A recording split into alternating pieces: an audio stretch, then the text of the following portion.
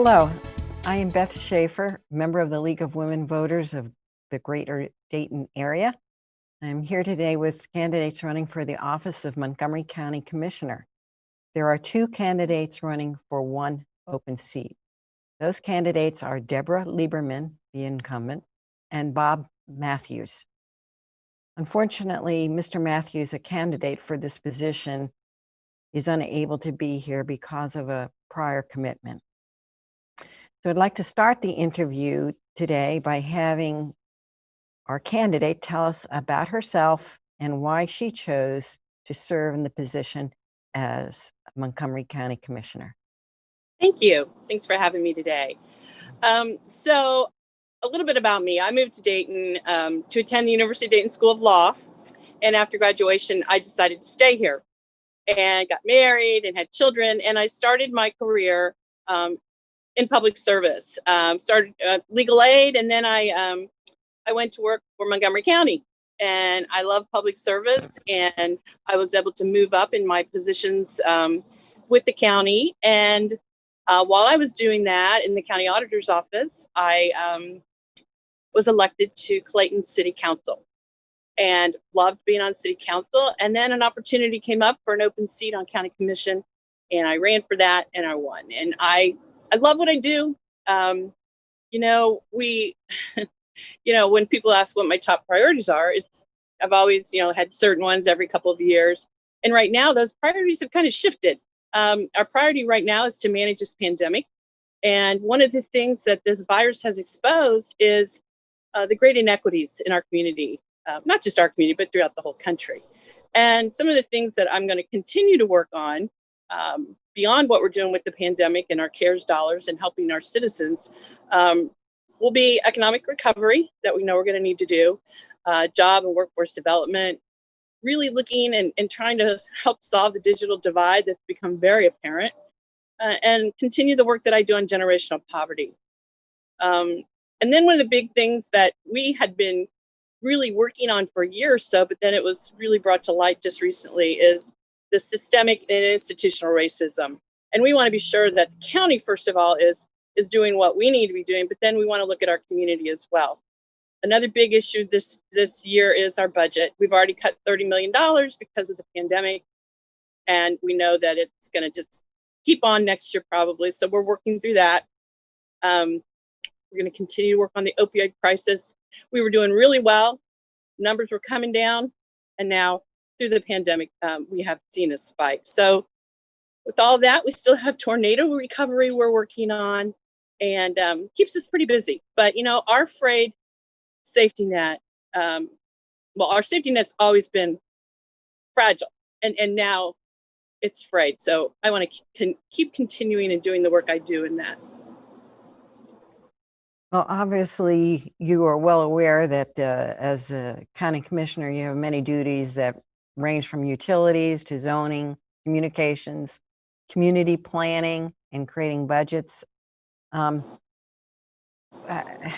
did you prepare for this position to be part of, or which part of this is most important to you? Well, good government's most important to me. And I think I prepared for this probably from the time I was a child. My parents were both very active, not only in politics, but in public service. My mother worked for the mayor of Indianapolis. My father actually worked for President Reagan and President Bush in DC. So I grew up and I around politics and government. And I knew from a very young age, that's what I wanted to do. So going to law school and then my jobs after that all were kind of leading me to an elected position. I didn't know it would be county commissioner. I never really thought that's what I wanted to do. But once I realized what the job is and how we affect lives every single day, it's been great. And I believe that you've already mentioned, but maybe you could be a little more specific about how much of a financial burden the COVID-19 pandemic has placed on Montgomery County. Well, yeah, thank you. We already know we have to cut $30 million this year. That's between now and January. Our other elected officials in the county have been real understanding, of course, about that. As far as how much it's already cost us, we, aside from the budget cuts, we've spent so much money because the federal government gave us CARES Act dollars. And so we have been, since the day that money hit our treasury, we've been working on things that are going to help our community and help keep their heads above water, but also lift them up. And so we started with the small business grants. We moved on to rental assistance and mortgage assistance. We are now, we're also doing nonprofit assistance and education assistance. And then this next week, we're going to look at how we can help our farmers. And so, we as a county got $92 million.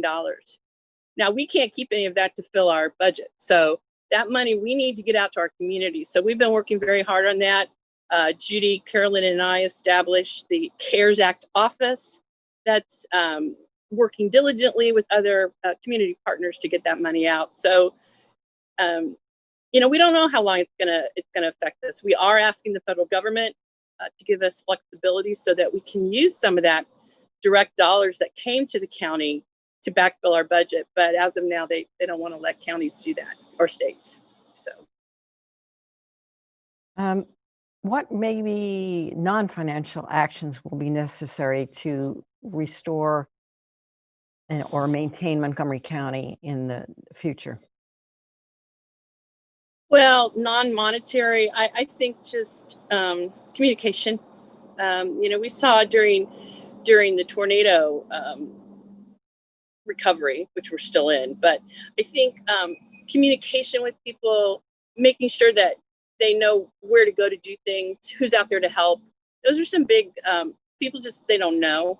And so, I still am finding every time I talk to a small business owner that they don't even know about our grants yet. So we're trying to communicate. I think that's a big thing. And I think also just trying to put a positive attitude out there that, we are all in this together. I know it's said a lot, but it's really true. We don't know when this is going to end. And we want to make sure that our community is staying safe. Our children are getting educated. People have jobs that are living wage. And so all those things are still ongoing. We're still bringing jobs here. We just announced 1,500 jobs last week. And so those things have to continue, the work that we're doing in workforce development and making connections for people. So the county government never stopped through the pandemic, and we're still going every day. I want to ask you, how important is community input in the decisions you make for the community? And how best will you reach out to your constituents on the issues that are facing Montgomery County? I don't think that our citizens are shy. Whenever there's an issue that comes up, we hear from people. We also, over the years, have really tried to get out in the community and have not necessarily town halls, but when we do something, we like to get community feedback. And so this next year, we have a round of those planned again, where we will be out asking the community to come tell us what they want. It's really interesting. I think back to when we did this, we called it MCO Future a while back, and people come to the meeting and, they want to talk about their trash and they want to talk about things that your city governments do. And so it's a lot of education. I think we in the league, of course, that's, you guys do a great job with that, but that's what I think we all have to continue to help people understand what their government does for them, why it's so important. I like to tell people that the cities and our townships, they kind of do the on the ground things, your police, your fire, your trash, and zoning and other things like that. And, we're very broad, but, human services and the things that we do, there is a distinction. And sometimes people don't know that. They may not care, but they, so it's education, but we want to hear from people. And we have all the commissioners and the county, all of our departments. We have a big social media presence. We're always pushing things out, and so we hear feedback from that. So it's a combination of how we hear from people and how we get the word out. All right, and we'd like to give you an opportunity in closing to let us know something that you haven't already told us about yourself that you'd like us to know. That I haven't already talked about. Well, every day is a challenge as a commissioner. And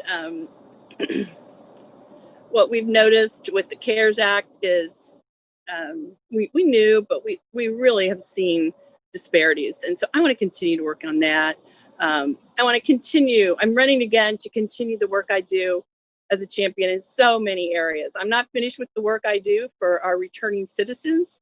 Along with Judge Walter Rice, we lead our Office of Ex-Offender Reentry, and we are, I'm not going to say we are the best in the state. Our numbers, our results as far as recidivism goes. So I want to continue my work there. I'm not finished with the work I do for workforce development. I am the chief elected official, not only for the county, but for 43 of Ohio counties in Area 7. And so, I want to continue. Workforce development is so important, and it's especially going to be important as people kind of after the Great Recession, we're going to have people that are going to be trained in new jobs. We know that. So I'm going to keep working on that. I'm not finished with the work I do as chair of our infant mortality task force. Infant mortality is such it's a big issue nationwide, but for some reason, Ohio, because of the disparity, racial disparity, we're really seeing horrible numbers for infant mortality. So we want to keep working on that and make sure that mothers are educated, grandmothers are educated, and know how to keep that baby safe till they're a year old. And I'm also not finished with the work I'm doing on Preschool Promise. I am the county's champion for our Preschool Promise effort. And through that effort, we know that it's working because we've been doing it for so long now that we can see the kids as they progress. And so we want to make sure that every child in Montgomery County is ready for kindergarten through Preschool Promise. And I didn't even talk about our green initiatives, but we're going to keep working on that. We have a great program, our green initiative. And then I'm excited for many new opportunities that we have coming. We have a Young Men's Leadership Academy in the west side of Dayton. We're opening up a Westtown Center on Westtown.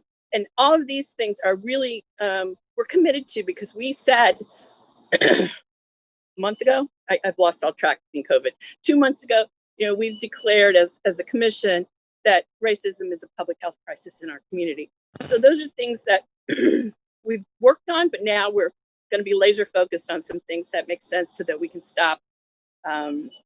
help stop institutional racism, systemic racism in our community. And so we'll be busy. We'll be busy this next 4 years. I hope that the citizens return me to this position. And I just want to say thank you to the league for everything you guys do and for doing this. Thank you. Thank you for your participation today. Good luck in your campaign. The League of Women Voters encourages all candidates to run an issues-oriented campaign. Our goal is to educate the voting public and strengthen our elective political process. Look for the League's voter guide in libraries and on your doorsteps the week of October 12th. Election Day is Tuesday, November 3rd. Early voting begins October 6th at the Board of Elections, or you can request an application for an absentee ballot. However you decide to vote, your opinion matters and helps make democracy work. So please vote.